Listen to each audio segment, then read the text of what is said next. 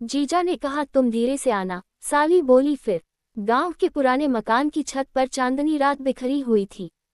शादी ब्याह का सीजन था और पूरे घर में चहल पहल मची हुई थी। ढोलक की थाप, गीतों की गूंज और रसोई से आती पकवानों की खुशबू माहौल को और भी खास बना रही थी।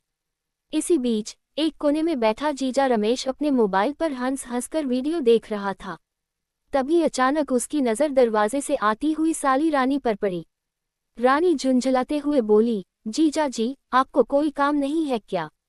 पूरा घर काम कर रहा है और आप यहाँ बैठे हंसी ठट्ठा कर रहे हो। रमेश शरारती अंदाज में मुस्कुराया। अरे साली साहिबा, काम करने वालों को ही भगवान ने बनाया है और काम टालने वालों को जीजा बनाया है। हम तो बस इंस्पेक्शन करने आए हैं। रानी भौं चढ़ाकर बोली, इंस्पेक्शन कर रहे हैं या बहाना बना रहे हैं?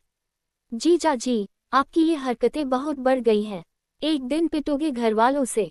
रमेश ठहाका लगाते हुए बोला, पिटाई से डरने वाले को ही तो पति कहते हैं, और जो हंसकर बच जाए वो जीजा कहलाता है। रानी भी हंस पड़ी। दोनों की ये नोकझोंक पूरे घर में मसाला बन चुकी थी। जहां देखो लोग कहते, अरे देखो फिर जीजा साली शुरू हो गए। इमोशनल टच परिवार की पृष्ठभूमि। हालांकि रमेश का जीवन सिर्फ मजाक तक ही सीमित नहीं था।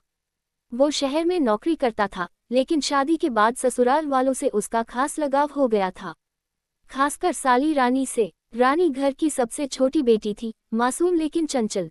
बचपन से उसने पिता को बीमारियों से जूझते देखा था। माँ का बोझ कम करने के लिए वह छोटी उम्र में ही जिम्मेदार बन गई थी। रमेश जब भी ससुराल आता, उसे लगता कि यह घर उसका भी घर है।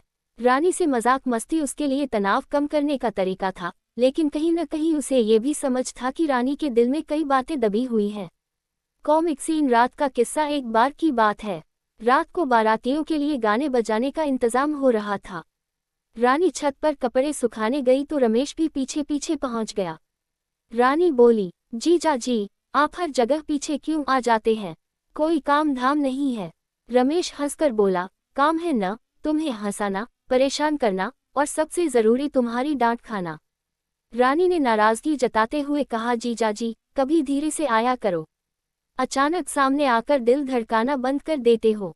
रमेश ने आंख मारते हुए कहा, अरे अगर धीरे से आऊं तो तुम कहोगी जीजा जी, फिर क्या? रानी शर्माकर हंसी रोक नहीं पाई। बोली, फिर मैं झाड़ू लेकर मारूंगी आपको। दोनों ठहाके लगाकर हंस पड़े। Emotional mode. हंसी मजाक के बीच कभी कभी कुछ बातें गहरी हो जाती थीं। एक दिन रानी चुपचाप बैठी थी। रमेश ने पूछा, क्या हुआ, आज हमारी हंसमुख साली इतनी चुप क्यों है? रानी की आंखें नम थीं। उसने धीरे से कहा, जीजा जी, कभी कभी सोचती हूँ, अगर पापा जल्दी ठीक हो जाते तो माँ की तकलीफ कम हो जाती, हम सब खुश रहते। अब तो हर हंसी भी अधूरी लगती है। रमेश का दिल भर आया। उसने गंभीर होकर कहा, रानी, जिंदगी हमेशा हंसी और आंसू दोनों देती है, लेकिन तुम्हारा चेहरा अगर ऐसे ही उदास रहेगा तो ये घर उजड़ा उजड़ा लगेगा। तुम हमारी छोटी बहन हो, और याद रखो, तुम्हारी मुस्कान ही इस घर की जान है। रानी की आंखों से आंसू छलक पड़े, लेकिन होठों पर हल्की मुस्कान आ गई। मजेदार ट्विस्ट। जीजा का पंगा। अगले दिन शादी में मेहमानों को चाय परोसनी थी। घर की और लड़कियां तो छिप गई, लेकिन रानी फंस गई। रमेश बोला, अरे वाह, हमारी प्यारी साली पूरे मोहल्ले को चाय पिला रही है, चलो मैं भी मदद करता हूँ। रानी ने झट से जवाब दिया, नहीं जीजा जी, आपसे मदद ली तो लोग चाय की जगह हंसी में डूब जाएंगे।